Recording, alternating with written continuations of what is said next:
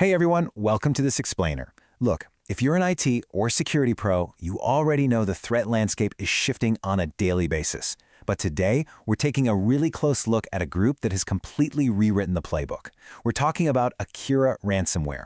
We're going to break down their entire operation right here, right now, from how they breach your perimeter to how they literally brick your hypervisors. So grab a coffee, settle in, and let's dive into the technical weeds. 250. Since they first hit the scene back in March of 2023, Akira has compromised over 250 organizations. And we're talking big targets here: critical infrastructure, healthcare, manufacturing, you name it. They've already raked in tens of millions of dollars in ransom payments. This isn't just some script kiddie stuff in a basement. This is a highly lucrative, highly organized global operation. So here is our game plan for today. First, we'll officially meet Akira. Then, we'll look at how they break the perimeter, how they move through the network, and how they pull off their double extortion. Finally, we'll hit the indicators of compromise and wrap up with how to actually defend your network. All right, Part 1. Meet Akira Ransomware, the 1980s retro threat. So these guys operate as a financially motivated ransomware as a service. They even run a Tor leak site styled exactly like one of those vintage green screen terminals. But hey, don't let that retro aesthetic fool you. Underneath all that is a highly sophisticated, modern threat actor that is absolutely hunting enterprise networks. What makes them incredibly dangerous is their dual-platform architecture. See, they don't just target standard Windows environments. Akira specifically hunts down Linux and VMware ESXi hypervisors. If your disaster recovery strategy relies on virtualized infrastructure that you just kind of assume is safe from regular Windows ransomware, well, Akira is going to prove you wrong really fast. Which brings us to Part 2, breaking the perimeter. It's honestly almost shockingly simple how they get their foot in the door. Step 1. They exploit known vulnerabilities in perimeter devices. We're talking specifically about Cisco ASA and Firepower appliances using flaws like CVE 2023-2269. Step 2. Missing MFA. They literally just walk right in using stolen VPN credentials. And Step 3. They actively hunt for exposed RDP servers. It's a pretty harsh reminder that even the most sophisticated attacks usually start with super basic perimeter gaps. Okay, so they're in. Part 3 is all about moving through the network. For execution, they totally live off the land. They lean heavily on standard PowerShell, CMD scripts, and batch files to execute their payloads. And to make absolutely sure you can't just kick them out by pulling the plug and restarting a server, they establish solid persistence using Windows scheduled tasks. This guarantees that their malicious binaries just execute automatically right after a reboot. Now, this is where it gets super stealthy. To evade detection, Akira leverages what's called a BYOVD, or Bring Your Own Vulnerable Driver attack.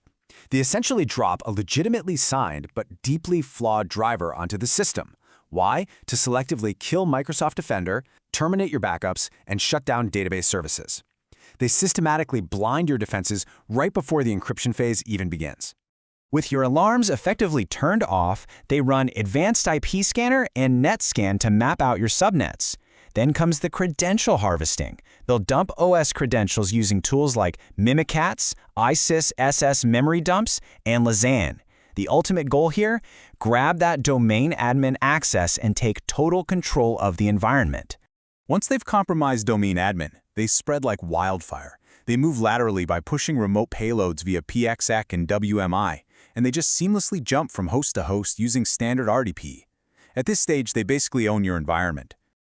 Let's look at Part 4, the double extortion.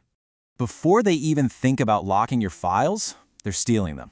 This is the first layer of that double extortion playbook. They use super common open source exfiltration tools, things like rclone, FileZilla, or WinSCP, to just quietly pipe your sensitive corporate data right out of the network. And where does it go? Usually straight to cloud storage providers like Mega, Azure Blob, or some random public S3 buckets. If you refuse to pay for the decryptor, they threaten to leak the whole shebang on their retro Tor site. Then, boom, the hammer drops. On Linux and ESXi boxes, they literally run this exact command, ESXCLI VM process kill. This violently breaks your virtual machines. Once those VMs are dead, they encrypt the .vmdk, the .vmem, and the .vms files. It's brutal.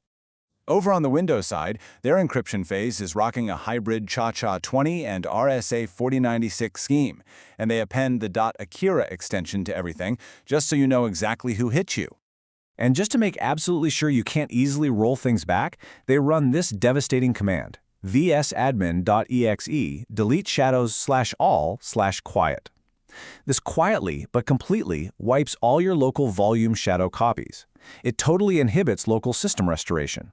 The whole impact is designed to be as painful and comprehensive as it possibly can be. Moving on to Part 5, Indicators of Compromise. Okay, we've got the specific SHA-256 hashes for the Akira encryptors right here. You'll see the Windows variant kicking off with 3E8F and the ESXi variant starting with 7B1D. You're definitely going to want to grab a screenshot of this, hand these over to your SOC team, and get these updated in your block lists immediately. On the network side, you're going to want to watch out for these command and control proxy IP blocks. Specifically, keep an eye on the 193.161.193 and the 185.220.101 ranges. Also, keep a very close watch on your outbound traffic. If you start seeing custom rclone destination configs suddenly piping massive amounts of data out to mega.nz or just random public S3 buckets, you might literally be in the middle of an active exfiltration event. Let's get real for a second, guys. Are your backups truly immutable? Like, if Akira drops that vsadmin command and completely wipes your shadow copies, can they also reach out and touch your backup server? Because if the answer is yes, you are heavily exposed. All right, let's wrap this up with Part 6, Defending Your Network. Here's exactly how we lock this down. First up, enforce robust, phishing-resistant MFA absolutely everywhere. Zero exceptions. Second, patch your perimeter devices like yesterday, especially if you're running Cisco, Fortinet, or Palo Alto. Third, strictly limit any admin access to your ESXi hypervisors. Fourth, restrict those domain admin privileges. Fifth, tune your EDR to aggressively block unauthorized tools like rclone. And finally, the big one, maintain isolated, write once, read many, or worm offline backups. Honestly, that is your ultimate failsafe. I really want to leave you with this thought. When a threat actor bypasses your perimeter, how long until they own your hypervisor? Akira moves incredibly fast. They exploit the absolute basics, escalate their privileges, and lock down entire environments before most teams even realize they've been breached. So go review your internal controls. Check your network telemetry. Thank you so much for joining me on this explainer today. Stay sharp out there and keep those perimeters secure.